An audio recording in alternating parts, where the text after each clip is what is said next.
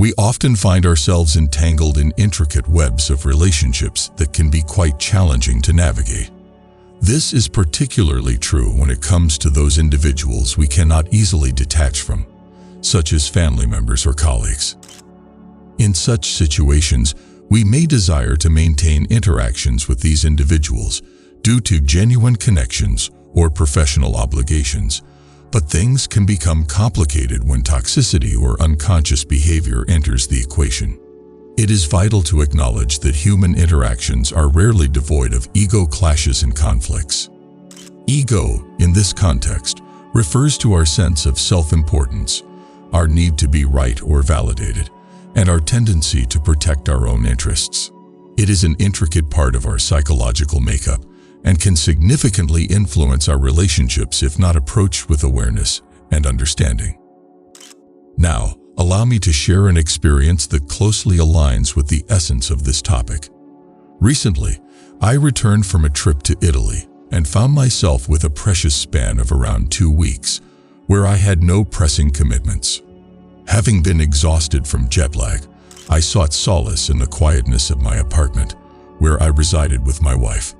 During this period, my only obligation was to spend some time with my parents, who lived nearby. We would meet daily, either at our apartment or at his place, spending a few hours together. Unexpectedly, I received a call from an old client with whom we were collaborating on a pottery project. This client was a generally pleasant individual, although difficult to interact with. I traveled back to Milan to meet him at his office, and it was during this journey that something remarkable happened. Before I continue this narrative, remember that, to effectively relate with others' ego, a key aspect is self-awareness. Recognizing our own ego-driven tendencies and triggers can help us manage them better. When we are mindful of our own need for validation, or the desire to be right, we can consciously choose to prioritize harmony and collaboration over personal ego gratification. This self-awareness enables us to respond to ego clashes with humility, patience, and a willingness to find common ground. Now, as I entered the bustling heart of Milan and interacted with the client, I experienced precisely what you described: the bombardment from all sides, the pressure to conform, and the insinuation that I needed to become someone or something, to be objectified.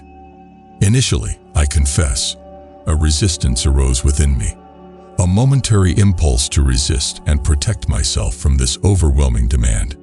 Yet, upon recognizing this resistance, I understood that it was merely a reflection, a mirror of the behavior I was encountering.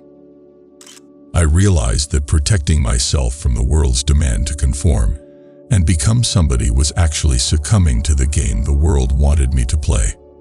By refusing to engage in that game, I was, paradoxically, playing the world's game. Instead, I discovered that true security and peace lay in being completely open, in embracing this borderless and resistance-free state of being. As I let go of resistance, the meeting shifted. The client's initial indignation dissolved, and a softer, more affable atmosphere emerged. We began to smile, laugh, and interact with ease. Eventually, we achieved everything we needed to accomplish, and he even apologized for his earlier misunderstandings. By releasing that initial resistance, I found peace and freedom right in the midst of that slightly uncomfortable and intense situation. It became evident that the crucial factor was to approach interactions without an agenda. The false sense of a separate self, this illusory identity, often leads us to judge, compare, and attach ourselves to the notion of being right, while perceiving others as wrong. This mentality of winning and losing only serves to reinforce the illusion of separation and pulls us away from the state of presence. That day I decided not to play the ego game.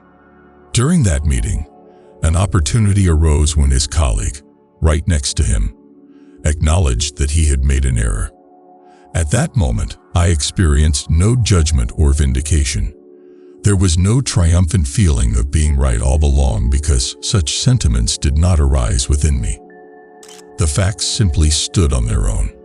If I had allowed myself to indulge in thoughts of superiority, it would have diminished him, transforming him into a mere person defined by his mistakes. However, since I did not harbor such feelings, the sense of separation in him could not endure, and the conversation naturally shifted its tone. By cultivating a non-judgmental approach, we can foster a connection that transcends the limitations of the separate self. When we let go of the need to label others as right or wrong, we create a space where both parties can exist in a state of presence. When it comes to the various aspects of life, whether it be workplace dynamics, gossip, or emotionally charged discussions, it is crucial to view these instances as opportunities to remain present. However, maintaining presence in the face of unconscious individuals can be a daunting task, requiring us to intensify our state of presence. The real challenge arises when we step out of our room and interact with others, for the collective mind exerts a gravitational pull.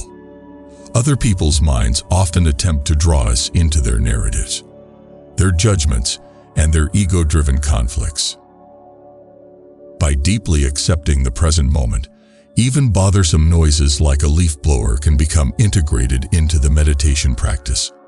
This profound acceptance allows us to surrender to what is, rather than imposing demands that certain things should not occur. We can apply this principle not only in meditation, but also in navigating the energy field of a bustling city. Whether we are walking, driving, or simply occupying an apartment or office, practicing surrender to the energy we sense around us can transcend its influence. Reacting to the energy only keeps us ensnared within its grip. One could argue that by reacting to toxic energy, we inadvertently become a part of it. Therefore, deep surrender becomes the pathway to liberation. It is important to recognize that the practice of surrendering to challenging situations extends beyond meditation and becomes a way of life. When confronted with unconsciousness and toxicity in our interactions with others, it becomes an opportunity for personal growth and transformation. By maintaining a state of presence and surrender, we can navigate these dynamics with clarity and compassion. By embodying the presence of awareness and relating to others from that place, we become a catalyst for transformation and growth. We create a ripple effect that touches the lives of those around us, inspiring them to awaken to their own true nature. They may begin to recognize the subtle patterns of the ego that have been influencing their thoughts, emotions, and behaviors. With this newfound awareness, they can start to disentangle themselves from the grip of egoic identification and discover a greater sense of freedom and authenticity.